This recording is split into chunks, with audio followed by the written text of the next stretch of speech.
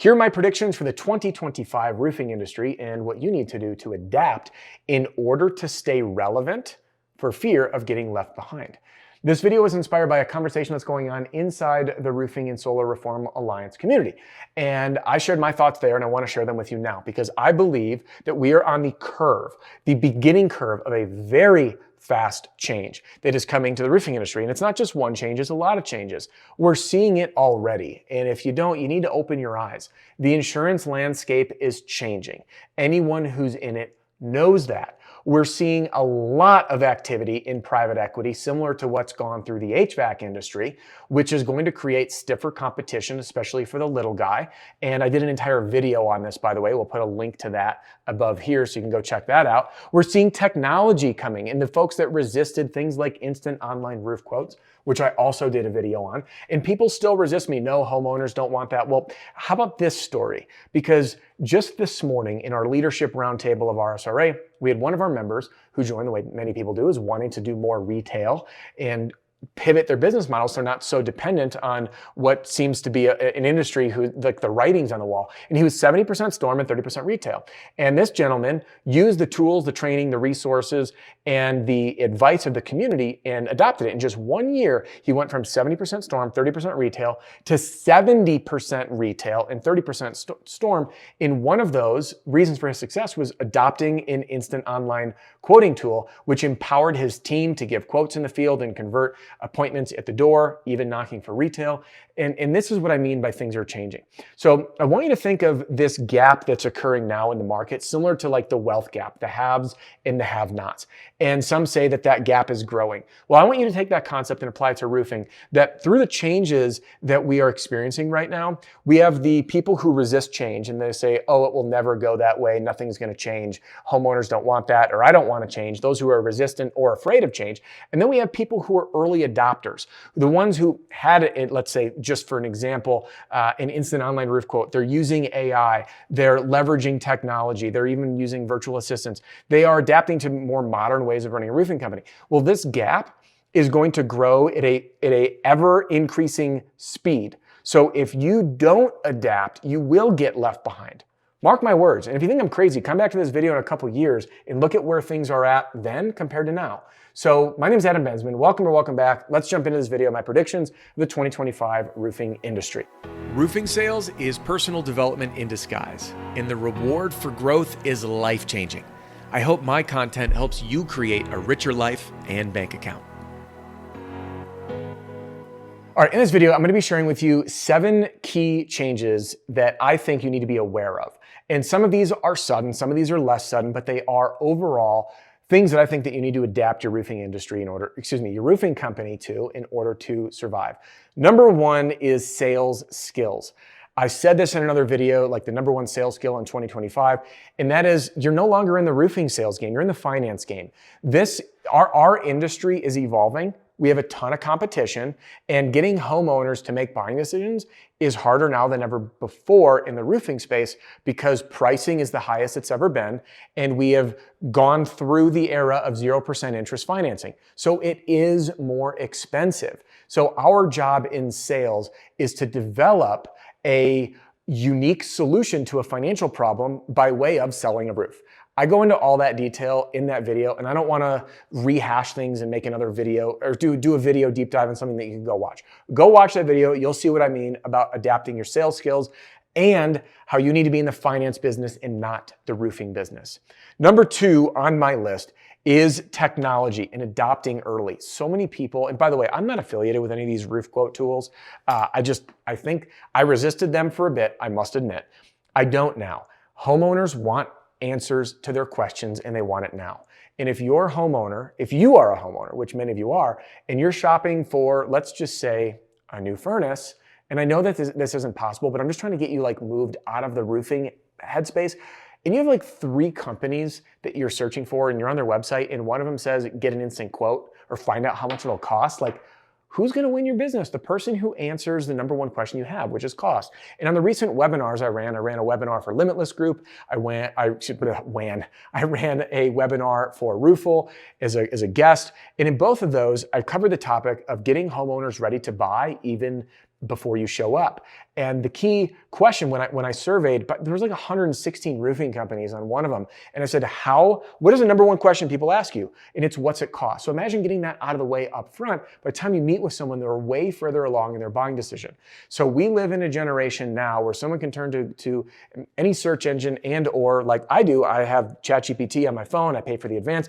I just ask questions and I get answers and I get it like that. And that's the era that we live in. So whatever like tools or technology are available to you, it's up to you to be an early adopter and to understand using them. We've got a member of our community of RSRA who's using ChatGPT to analyze supplements and identify what's missing and what's not. He's using it for material orders. He's actually running a session for our community inside. So this is what I mean by being an early adopter. So whatever tools and technology are available, play with them. Dedicate time to learning how these things work because again, all the early adopters are going to have such a competitive advantage from those that don't from a technology standpoint that you'll be left in the dust very quickly. Now, this brings me to number 3, which goes into operations. I do see operations changing with the help of AI. If you follow any AI folks on YouTube, you're going to see that software, like the writing is on the wall for the software world. They're talking about agents, AI agents, having the ability to do tasks for us using data. And it's not fully here quite yet. But there are ways that you can be using AI, again, for your material orders. You can be using virtual assistants to fill the gaps from what AI can't do. But there's a lot on the operation side that can be streamlined, leveraging tools and technology that, and by the way, this doesn't just mean your installations. Like for example, at RSRA, we are using 2 new AI tools. One is a phone answering service, which we've tested and is awesome and allows us, because a lot of our phone calls, just like probably for you, were people trying to sell us stuff. So we learned how to filter through that. I use it on my own cell phone. If someone calls me, I have a tool, Gemini, I have a Google Pixel where I can click and it automatically talks to the person like, I'm screening this call. Who is this and what are you calling about? And it gives me a live transcription and then I can click accept or deny. And if it's just spam, I just click deny. And if it was someone, which it was today, whose caller ID just came up funny, I was able to answer the phone. We also have an AI bot that is able to help with all of our messages on social media. Because again, a lot of them are people like trying to sell us stuff. So we're just trying to be really efficient with our small and mighty team. So this is what I mean by adapting to your operations. There are a lot of tools for different use cases. And my best advice is use ChatGPT and ask, say, I'm trying to solve this problem, or how can I use AI tools to solve X, Y, and Z problem, and you'll get answers. All right, number 4 is financing. Now, it's not only offering it, but learning how to sell it and learning how to offer it exceptionally well. I believe that roofing companies that aren't excellent at offering financing, understanding that you're in the financing business, you'll get left behind. Put it on your website, put it everywhere, lead with it. Ask us about our affordable financing options. Put it in your email signature. Get lined up with a couple of financing options. So if folks get denied, you've got backup plans because you could convert deals that are otherwise going into the ether. Maybe you get someone approved for financing that the other company couldn't. So have those options in place to harvest as many deals as you possibly can. All right, number 5. This warrants an entire video, but I do want to touch on it. I believe that moving forward, it may not happen as soon as 2025, but I believe it will begin, is that roofing companies are going to need to learn to be digital marketing companies. Because no, door knocking is not dead. It's not going away for good. But for many people, they say it is getting harder. It's saturated. A lot of people since the 2020 thing are working from home. So you show up, they're really bothered by it. And digital marketing companies, they can be expensive. It is an incredible competitive edge to bring it in-house. Here at RSRA, I run everything in-house, and it's not me running it, of course, it's our team. But that is something that I believe to be one of our competitive edges because we understand digital marketing, we understand the landscape, we can edit our own videos, we can run our own ads, and the only thing that I need to outsource is some odds and ends that our team can't do, and we have a contract relationship with someone who can do that. So learning to become a digital marketer is not something that happens overnight. It is a very different skill set to learn how to sell online than it is in person. And one of our mentors of RSRA, Cody Landals, built a roofing company, Reimagine Roofing. They were doing about $3 million per month, virtually 100% retail and almost 100% online, meaning they didn't even go to someone's house. And Cody has done just such an incredible job. He recently got acquired, and we're actually doing an RSRA visit with a bunch of our members to do a company tour and learn about how they operate and learning how to build a modern roofing company using tools and technology. By the way, I can't remember the exact call time, but like gosh, I wish I had this. I didn't expect to share it, but I'm going to.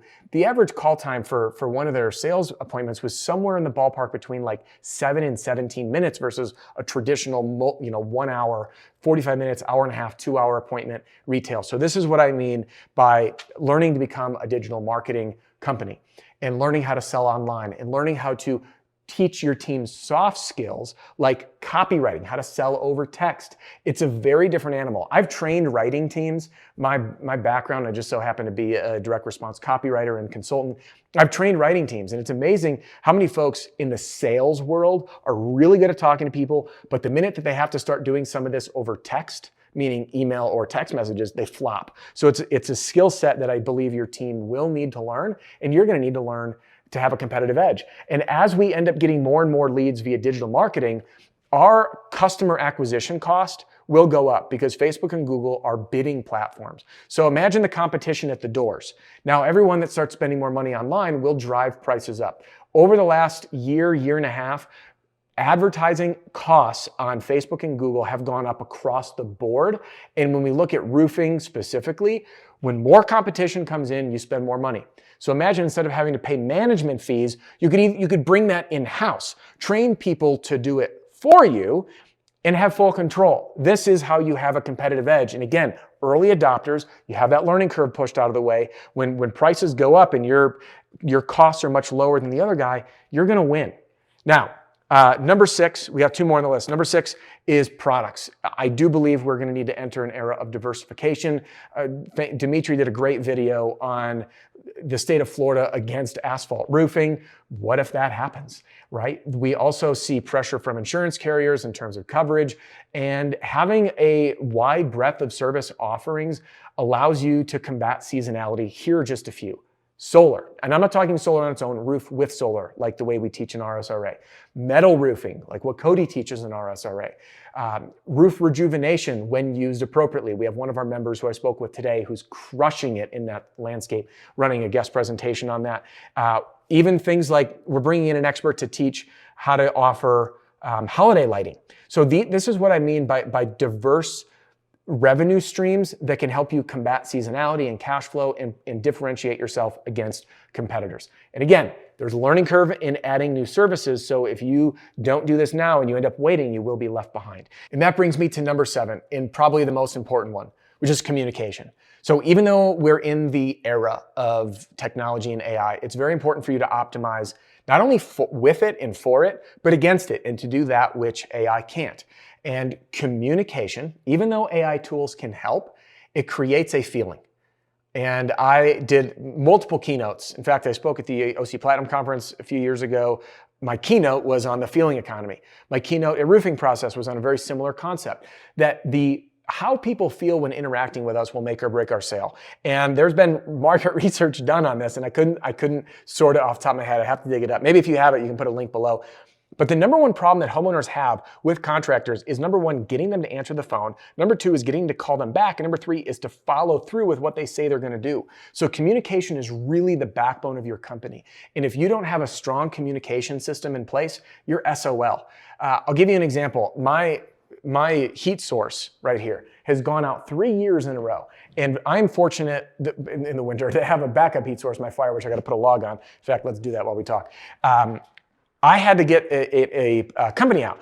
And first company, they don't answer the phone. Next company, they do answer the phone, but they can't come out till Friday. And now I got to come in my office pretty much every hour to throw another log on this fire. And what I want is I want this thing fixed, and I want it fixed now because it was 16 degrees the other day and I don't want my pipes freezing. So this company not only answered the phone, but they got me an appointment set very quickly. I got a text this morning to remind me of the appointment. I got a text that your technician's on the way. I got a personal text from the technician. And for some people, they're like, that's over communication. Well, I know every step of the way. And guess what? They came out, they gave a quote, and they're coming back tomorrow morning to get it taken care of. So communication, like above all else, is the easiest way to get a leg up.